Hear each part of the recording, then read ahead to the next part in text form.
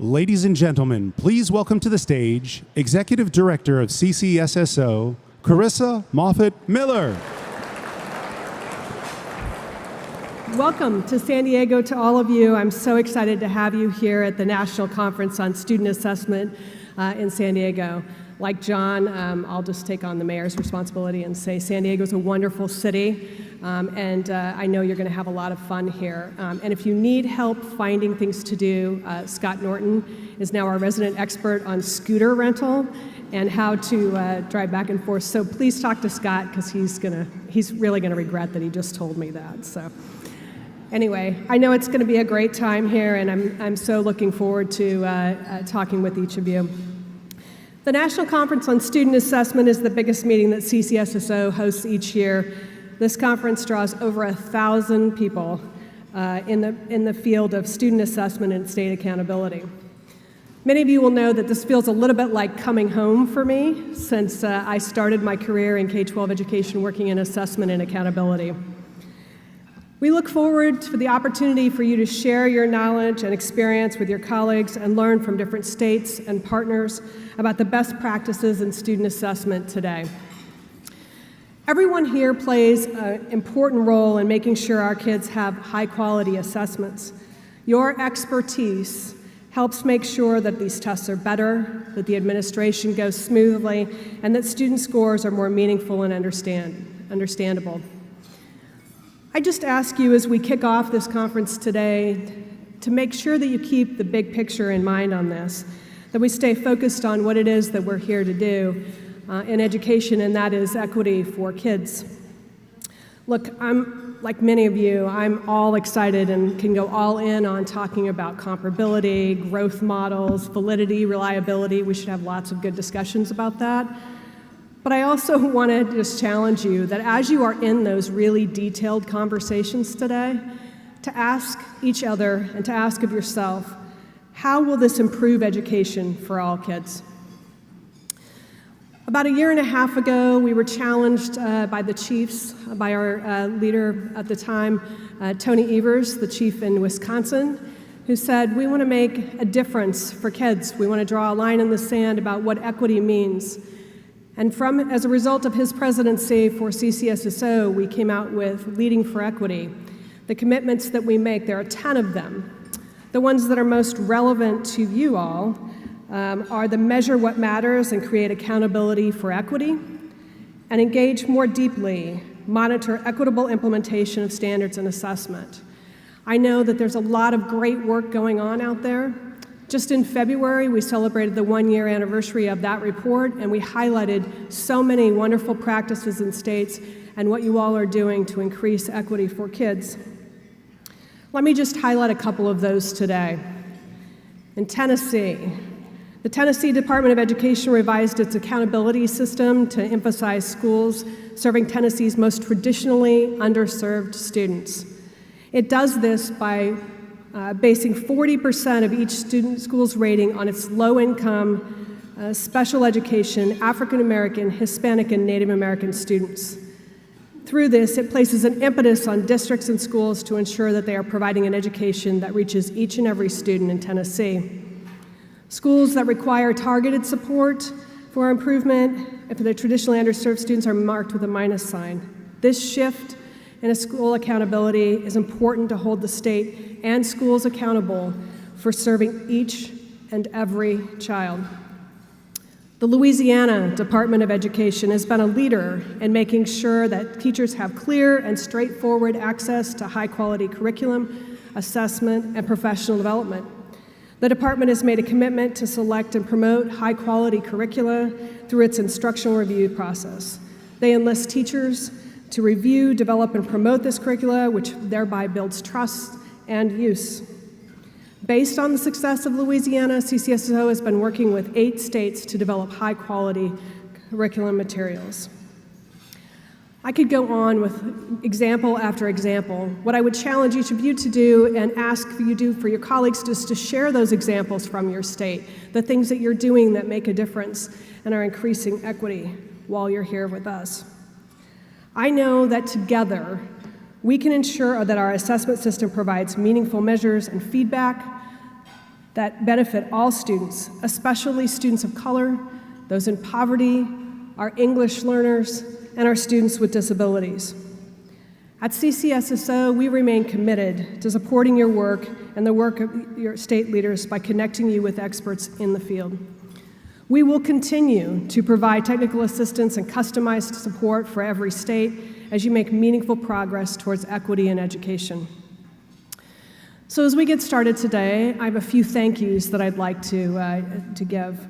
I want to thank our friends at ETS for sponsoring this opening lunch, wherever they are. ETS, thank you. Thank you, John. I also want to give a special thank you to Fen Chow and Carla Toy for organizing the 2018 conference. Thank you.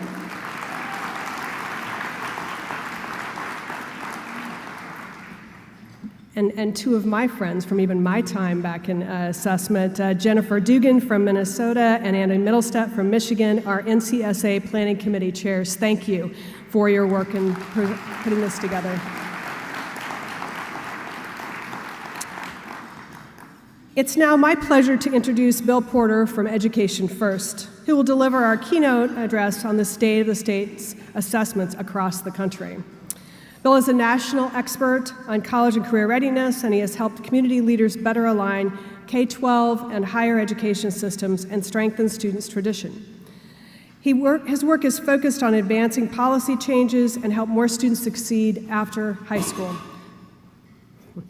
Last year, with support from the Hewlett Foundation and CCSSO, Bill led a research project to collect more comprehensive and complete data about how summative assessments are conducted in all 50 states.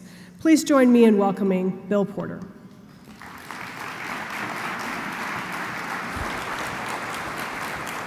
Thanks, Carissa. Thank you, Bill. Good afternoon, everyone. And let me just do a special shout out to Carissa. I think this is one of your very first official meetings as the new executive director of CCSSO. And I think given the really essential role that state agencies play in assessment and accountability, I think it's terrific to have one of your own leading the organization. What I really like about Carissa is that she is a fierce champion for the key leadership role that state agencies and chiefs play in education change and reform.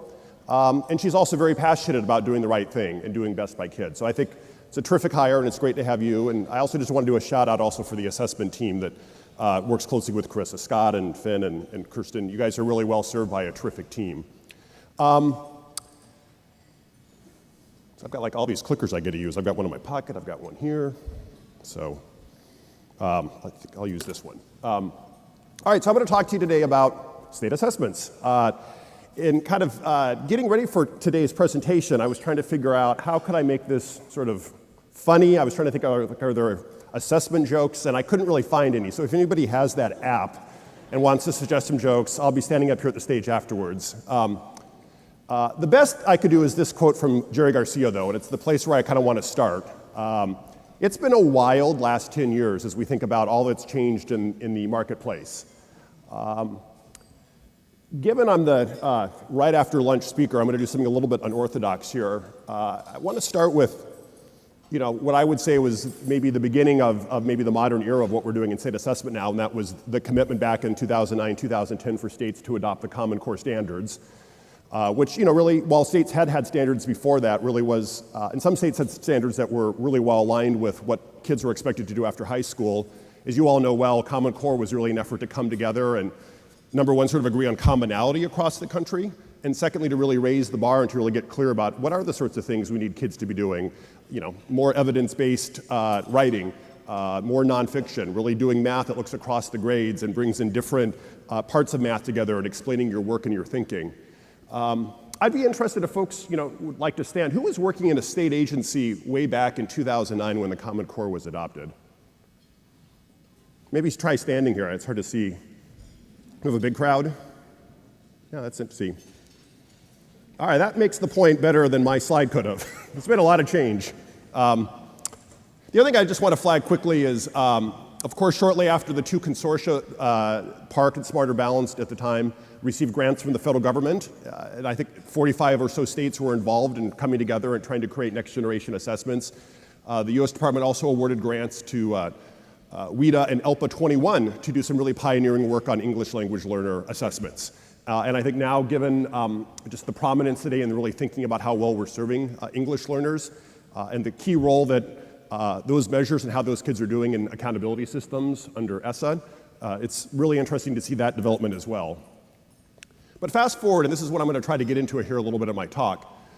Something happened over 5 years where both assessment consortia kind of started strong and lost members. By the time it was time to administer the test for the first time, a lot of the states had left. And then, of course, here we are today. We have the Every Student Succeeds Act passed in 2016 at the end of the year there, and then brand new administration in Washington, D.C. right now. In showing you this slide, and a couple of other slides I'm going to show you here real quickly, I know I'm kind of reiterating some of the obvious, but I wanted to start with this idea of change, because there has been a lot of change. And what I'm hoping to frame up today is to give you some data, have you take a look at some trends, pose some questions, and really encourage all of you to, after today's lunch, and as you're mingling in the receptions and sitting in the back of the various conference sessions, to start kind of playing around with those questions. What's the future we want to navigate towards? What are the challenges in the field? What are the things we really need to be kind of working on given all the change that has happened? What are the values and the priorities when we think about state assessment that we want to hold on to? So how do we go back to my slides?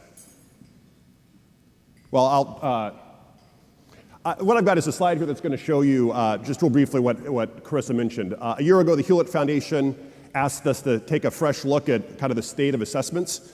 As part of doing that work in partnership with CCSSO, we spent a lot of time last summer and into the fall and even earlier this year really trying to go to all of your SCA websites and learning what we could about what you said you were doing with vendors, testing contracts, special testing policies. We got a terrific response. We ended up kind of contacting state agencies to confirm our data and heard back from virtually everybody, which was terrific. We also talked to some experts, assessment leaders, former chiefs around the country and asked for some of their observations about how they saw the marketplace changing. And we ended up creating two things. We compiled a dossier on every state that's sort of a one-page snapshot of everything that state's sort of doing on assessment, and there's the link to where you can find that, and a summary of trends. And what I'm going to do here for the next 10 or 15 minutes is quickly move through some of these trends. I had the fun opportunity to present a lot of this data to the assessment directors at a CCSSO webinar back in February. So some of the data I'm going to show now is some of that same data we talked about in February. What I'm hoping to do today is to just go a little bit deeper in places and to actually better surface the questions and the challenges that I hope we can all be thinking about and working on. So I'm going to move through the data relatively quickly, and then I think Chris is going to come back up here and we're going to have kind of a conversation about some of the implications and where we go from here as a field.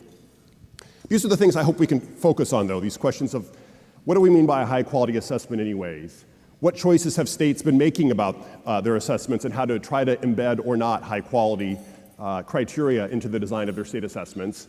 And what do these trends and these lessons learned and what we've seen the last 8 or 9 years, all that change, tell us about maybe how we could navigate the next 10 years together? All right, so let's start with just the question, what is a high-quality test? Back in 2014, CCSSO brought many states together, assessment experts together, and crafted these 6 principles. You don't have to stand again, but maybe raise your hand if folks in the room knew about these principles. Has anybody actually looked at these principles? All right, well, that's a good homework assignment. You guys can go back to your hotel room tonight, and they're still online. Really important, I think, explicit description of these are in 6 big buckets, things to be paying attention to in the design of your state assessments. This slide is sort of the why care slide. Again, feel like I'm sort of preaching to the choir here. You know all this, but I think just the point I want to make with this slide is, why does this conversation of quality even matter? And for me, it comes down to the idea that if there are a certain set of skills that we know kids need to be learning to navigate successfully in the world after high school, and those skills are things like problem solving and writing, critical thinking, then we need tests to be able to signal that that's important. And so there's some balance there between figuring out how are we signaling to educators and families and kids and helping policymakers understand how well are kids doing on these things that are really, really important for their success. And so finding that balance between what state tests are doing and how well they're reinforcing these sorts of skills there on the left-hand side of the slide is, for me at least, what quality is really all about and why this conversation matters. So as many of you know, two assessment consortia came together in 2011 to try to really tackle this issue of asking more from kids, having more robust test questions, really designing next generation assessments. This is Smarter Balance. Today there's 11 states actively involved, plus Michigan. It's considered part of Smarter Balance too.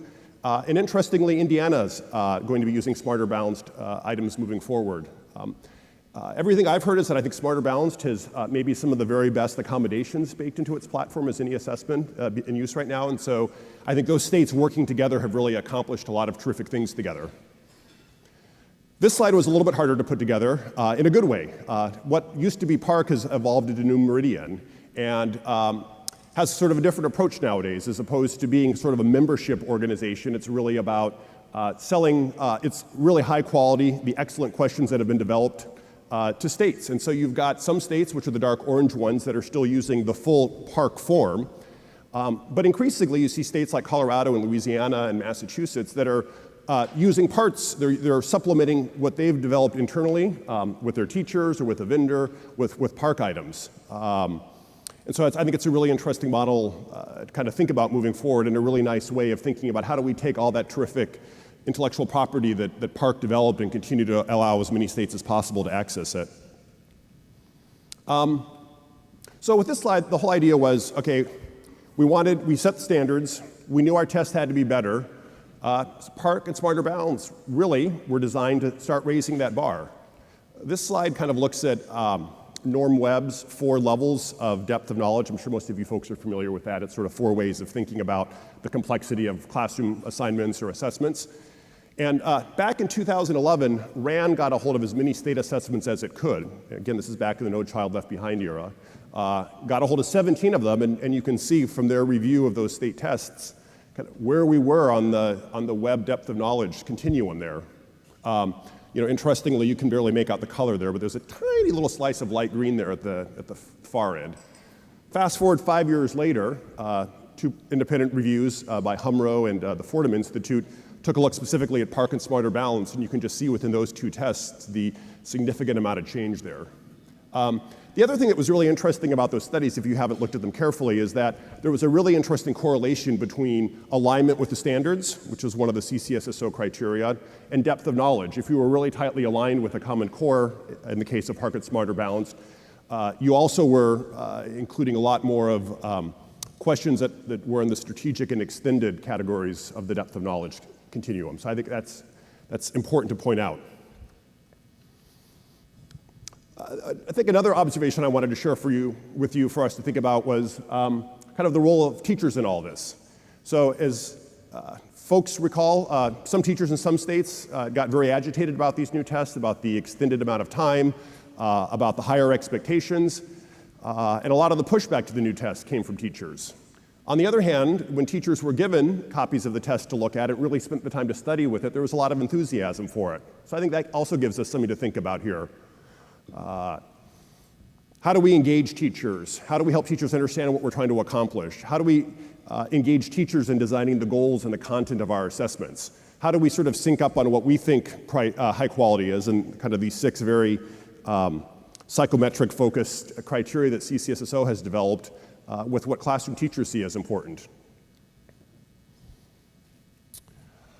So moving forward to today, really the only way we have of knowing how well assessments are, for better or for worse, is the U.S. Department of Education peer review process, which is based on its own set of 6 criteria that it takes a look at.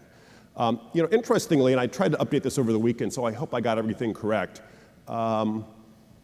that's where states are right now that are currently going through the peer review process. And I just think it's an interesting data point that states that are using Park items or have been part of Smarter Balanced are, in general, further along. It's an interesting statement. Now, all of you know peer review better than I do, but it does suggest there's something in the way that those tests have been constructed that better align to sort of commonly understood criteria for higher quality assessments. It's not to say that you can't meet criteria. Certainly you've got 4 states, they're North Carolina, North Dakota, Pennsylvania, and West Virginia that have met the requirements too, but as I look at that trend, I think that's just an interesting thing to kind of dwell on in terms of how far states have gotten and how much effort it's taken for states to move along the continuum of does not meet requirements to meet requirements. All right, so here's where we are today. We started strong, lots of signals that Park and Smarter Balanced really achieve the goal of building better quality tests, but fewer states are using those tests now. We've got 13 states, as I showed you, still active in Smarter Balanced. I think Smarter Balanced is thinking very deeply and creatively about how it really strengthens its whole product set so that it's not just the state assessment that, or this perception that it's only a state assessment, that it's got a very robust set of classroom and instructional support tools that teachers can access. It's continuing to invest in the quality of its interim assessments. And so I think you've got a lean and mean set of 13 states there that seem really committed to that whole wraparound package of what Smarter Balance brings to a state in terms of quality. New Meridian, as I showed you, is currently working very closely with 8 states. Some of those are using the full original test form, as I indicated. Some are buying items, and I think we'll probably see that 8 go up in the next couple of years as more states learn about what New Meridian has to offer, and as New Meridian works with different vendors to sort of say, how can we bring the best of what we've developed at Park and help states sort of embed some of that stuff in their state tests. But if states aren't doing Park or Smarter Balance, remember we started with about 40-some states once upon a time. What are they doing now? Well, in some ways, we're back to the Wild West. We're back to states sort of going out and working with assessment vendors, all of you in the room actually, to kind of customize their own tests based on their own standards, their own needs, their own state context. So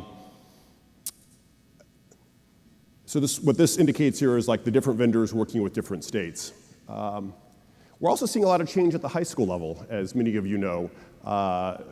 One of the central ideas behind the Common Core standards, of course, is getting kids ready for post-secondary success or careers. And so really the capstone assessment in those 2 consortium was really designed to be a test that signaled college readiness. But you see many more states now, really with the blessing of ESSA, moving to use ACT or Smarter Balanced.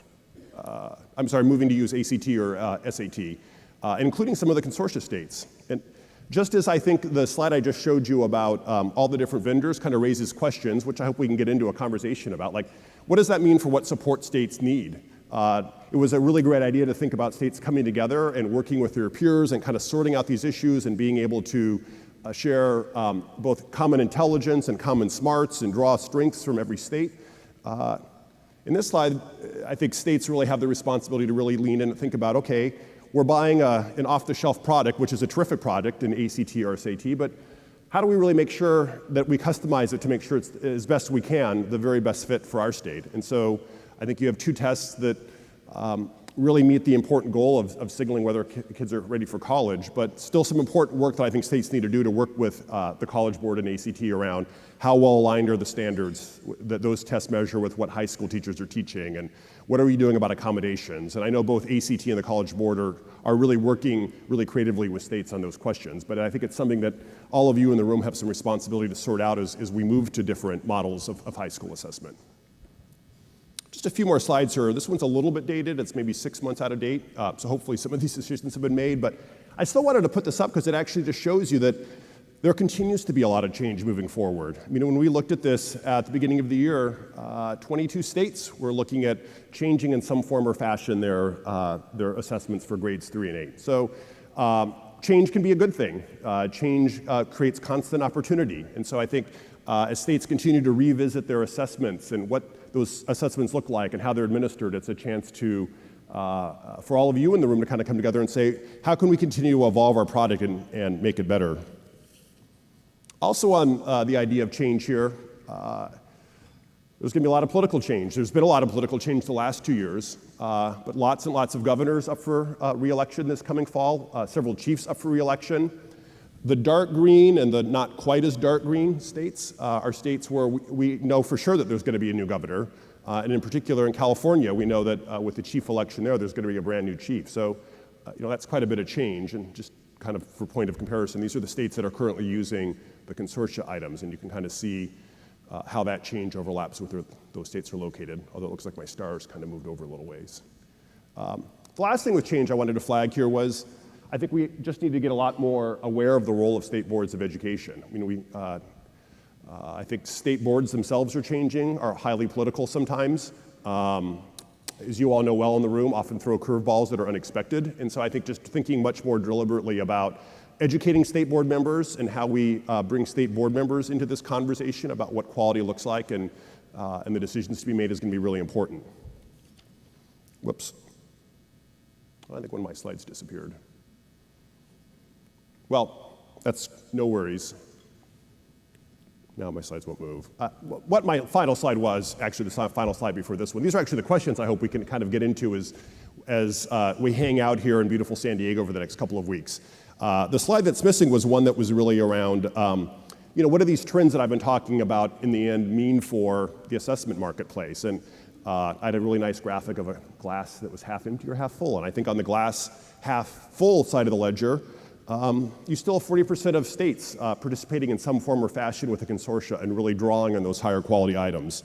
The consortia tests still remain like the gold standard as well as we know. I think it would be terrific if we knew about what other states were doing and other states were kind of putting out what they've been learning and what they've been able to accomplish in terms of elevating the quality of their state tests. But we at least know that Park and Smarter Balance have gone through independent reviews. And so we kind of have at least a public high watermark to look at. I do think, as I hinted at, I think all the change in testing contracts is a glass half full opportunity to continue to evolve and improve.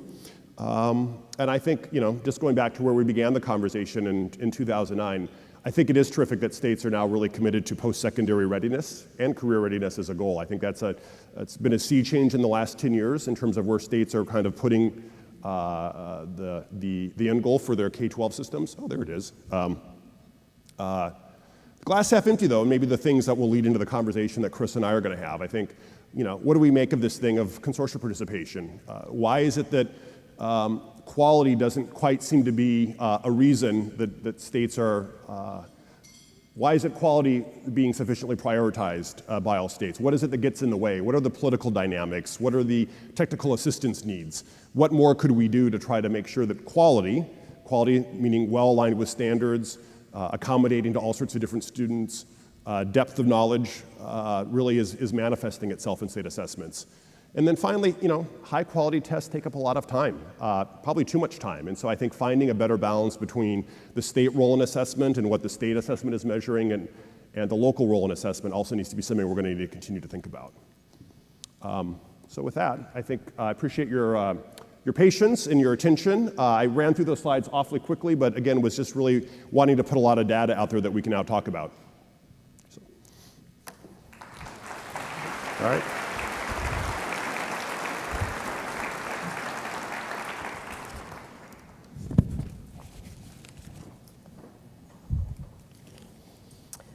Thanks, Bill. I appreciate all of the information. I couldn't help but have the David Bowie song "Changes" from Shrek running through my head as you were talking about all the changes coming. Anyone in this room know what I'm talking about? You have kids, you know what I'm talking about. Apparently I need to get out because you had a better quote from someone else. So we have the landscape of the changes from the governor's races, from the state boards, from state chiefs, 36 governors up for re-election. We have a number of states that are facing procurement for their state assessment. Talk to us about this glass half full, half empty. Let's spend a little bit of time on that. What do you guard against? What's the opportunity for higher quality assessments? And then let's talk a little bit about stakeholder engagement, because you mentioned about state boards and what we've learned from that. Well, look, as I tried to suggest, I think we can at least start with the proposition that what Smarter Balance has produced is exceptionally high quality, and that what Park and now New Meridian has produced is exceptionally high quality. So, as I said, I think we kind of have a sense of what's out there. I know a lot of other testing companies and vendors are rising to the occasion and working with states to try to create their own high quality assessments and high quality and items. And increasingly, I think states will be working with New Meridian too via their vendors to insert some of that stuff. So I just wanted to say, I think first of all, I think we've got some clarity about what high quality can look like. I think what would be terrific to see would be more states, as I kind of hinted at, stepping forward and saying, we're not part of Smarter Balanced, or we're not buying the New Meridian items, but here's how we've managed to navigate some of these challenges. Here are the ways that we've tried to meet the criteria that CCSSO put out there. I also think that one of the great things about the consortia, ideally, was this idea of states kind of working together, and I talked a little bit about that too. I think even if you're not part of the consortia, I don't think states are well served by going alone, and I think it sounds a little bit cheesy, but all of you in this room are a network, and I think better finding ways of kind of tapping that network. There are lots of terrific folks out there that can help you think about those 6 criteria and saying, how could we write an RFP that would really bake those in, or how could we evaluate our responses to really bake those in? And so you've got this great team at CCSSO, you've got like National Center for Assessment, which I think can also be a terrific aid in as you think about how do we actually take this abstract idea of quality and bake it into our work moving forward. I think there's other folks like Student Achievement Partners who have worked with different states around the country and could give you some sense of, okay, we're going it alone, but what could we learn from some other states? Could you hook me up with 3 or 4 other colleagues and we can compare notes? So I just think the whole idea of networking and not just being in your own box in a state is a really important idea to hold on to. I think I also just wanted to say that, and maybe this is the glass half empty box of the ledger. Clearly, the assessment decisions have become increasingly political, really with the advent of Common Core. Maybe I should have flagged that a little bit more prominently. I mean, I know that a lot of what I shared with you today probably wasn't news. I know a lot of you are really committed to these same principles of higher quality assessments. I think increasingly at the same time, governors and legislators are making their own decisions about what they think is best for student learning and accountability systems, or state boards are kind of weighing in with a different point of view. And so I think really thinking a lot more deliberately about the political environment is going to make some sense. And I think, as I kind of ended with as well, thinking a lot more about not just the 2 ends of the spectrum, like it has to be this terrific state test that and then also the locals do all sorts of stuff, that I think trying to find a way of finding a better balance between what the state is doing and what local school districts is doing is going to be really important too. So that's kind of a long, rambling answer to your question. Yeah, I was thinking back when people stood up in the room, I recognized a lot of friends and then realized that 2002, when I started doing this work, it doesn't seem like that long ago, but it actually was a little while ago. One of the big things for us at that point, I remember coming to a CCSSO meeting and starting to compare costs, what we were paying per student for assessment. And you guys laugh at that now, but we were like, you're paying what? And it was a whole conversation about it, started comparing that data. And so what you have done with this project and how far we've come on comparing and knowing what other states are doing and getting outside of our box, I think has a trajectory for us that makes a huge difference. So. Yeah, I know you're supposed to be asking the questions, but was there anything in the slides that you thought was especially surprising? Or You're just going to turn this on me? So I was a part of the Smarter Balance Consortium. It felt, it was a big deal. So from a small state, I was in Idaho, and we were never going to be able to develop our own test with the kind of quality that we could get by combining with other states. So whether it's a consortia or not, the political ramifications of that came later. But the kinds of benefits, the economies of scale that we were going to get from that was all in for me. So I just think I just was reminiscing back to that time. I would also say that the partners in this room, the assessment companies in this room, were a big part of that too. Mm-hmm. So many of them were a part of helping develop the work that we did, the administration of it, and we're part of that learning. And so, comparability was a huge driver. I'll be interested to see if we swing back and people think, wow, wouldn't it be a great idea if we were able to compare across states? So let me ask you about innovation and assessments, because the other thing that I think that era took us to was not just thinking about a summative test, which was a pretty big part of what we did, and we were trying to get that right. But we've got formative and we've got work in between. Talk about some of the innovation that you've seen when you did this survey that you've. Yeah. Well, I think the first one that jumps out, which most of you are probably familiar with already, is New Hampshire and what it's been doing for the last 5 years or so with its PACE project, which I think is probably first in line for one of the assessment system waivers that the U.S. Department of Education is going to be able to give out. But I think you also have states like California and Colorado and Virginia that are also doing some work in this space. And what I think is really interesting about New Hampshire is this idea of Still anchoring a state assessment around accountability and that there are like important checkpoints, but how could we better engage our local school districts to maybe take on some of that assessment challenge for high quality? And so, what New Hampshire has done is it has a state assessment at some grades, and then it has these locally developed assessments at other grades, all aligned to the same set of standards. And they've invested a whole lot of work in the local reliability and the design of those, so that those really are strong assessments at the local level. It's not just like, hey, we're going to test a couple of years and good luck school districts. It's really been a concerted effort to work with a group of districts to kind of fill in those other years. And I think that's a really creative example of how we can start looking at how might we rebalance this equation slightly. I think, the challenges in New Hampshire, which everybody talks about, of course, that's a super small state.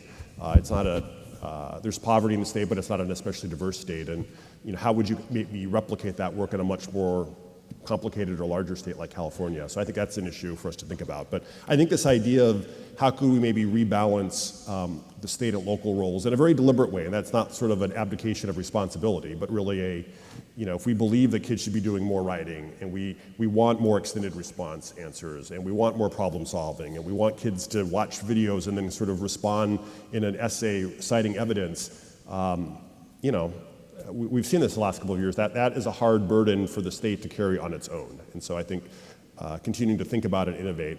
I would love to see more, I don't know if this is even possible, more vendors kind of move to some sort of a comprehensive approach where it's not just, hey, the locals are going to buy their products and the state's going to buy its products, but if there would be some way of creating some sort of a package or at least alignment, so you'd be thinking, hey, if we're using this summative assessment at the state level, there's this package for our locals to use that's tightly aligned with that, and so that there's a lot more of the systems talking back and forth, that we know what you're measuring and you know what we're measuring over here. I think that would take a lot of work, that would take a lot of investment, but I think that's kind of an intriguing thing to think about, as opposed to everybody kind of hitting one point in the system, state, local, formative. Is there a way that we could work in some more partnerships? Yeah, I think that's an important point. We had a number of states that did looked at when there was the cry for too much testing, which what's happening at the local level, what's happening in the state level, and not matching, and then there's some duplication as well. But number of states, Ohio, Iowa, both did a rundown of what was all the testing that was going on. But talk to me about the too much testing. That has been on the forefront. I'm sure the folks in this room have heard it. Has it changed? Has it shifted? What are you hearing when you did this work? Yeah, and again, I look forward to hearing folks, as we kind of visit after this, because you're certainly on the front lines picking up the phone and getting the angry phone calls. I mean, it does seem like in some ways it's died down. I think in part because a lot of folks in this room have invested energy in really saying how could we try to whittle things down and be really cognizant of the amount of time. I personally think there's too much testing. I mean, I am a big fan of summative assessment. I also think there's too much testing. And so, as I said earlier, that's a brave thing to say in this room. So. Sorry, be booed off the stage here. I mean, I think collectively there's too much of a load, right? And so I think we need to think a lot more creatively about, as I have said, what's the state and what's the local balance. And maybe the state does a whole lot more, and that means the locals don't have to do as much more. Maybe there's a way to think a little bit more in partnership.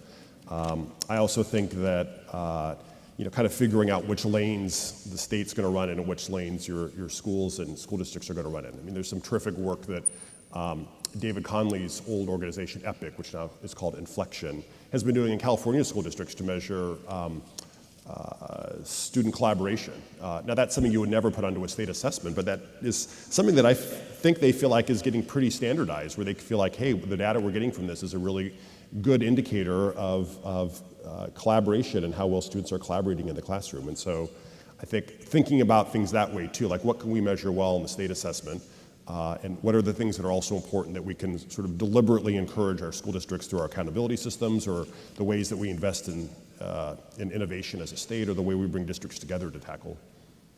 Yeah, let's talk about high school tests. You had a slide up there that I found interesting.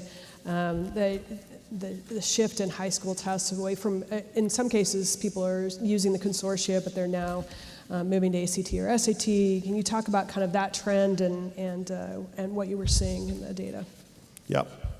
Well, clearly it is a trend, right? And I think we just need to call that for what it is. I think, as I said, you've got two tests that have been around a long time in ACT and the SAT, college entrance or college aptitude tests. And I think parents recognize those, kids value those.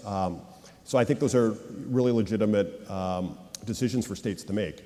I think there is some beauty in what a lot of states have been able to accomplish, especially I think with Smarter Balanced. Like I know in South Dakota, kids take Smarter Balanced and then they automatically get a letter from the state if they're at the college ready level that says, you're automatically accepted into our state colleges, 2- and 4-year, and we'll make room for you. I mean, I just think that's that is a really neat benefit of what Smarter Balance has been able to do in South Dakota.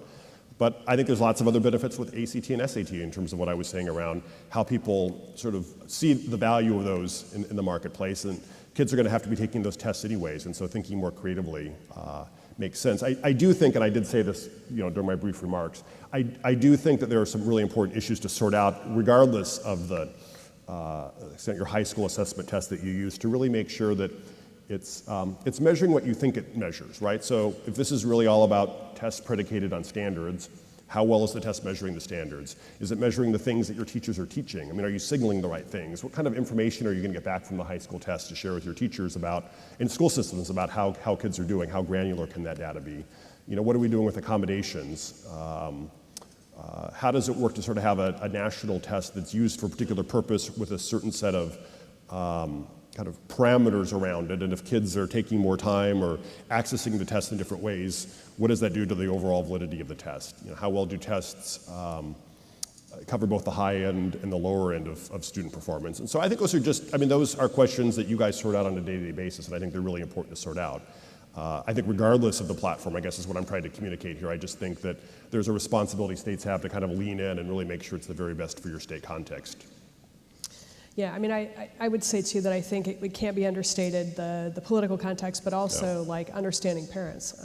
I now have a rising senior, and having gone through the ACT, SAT, taking it, and the question, I'm on a different end now, and questioning why would she be taking a state assessment and this and her AP exams and all of those things.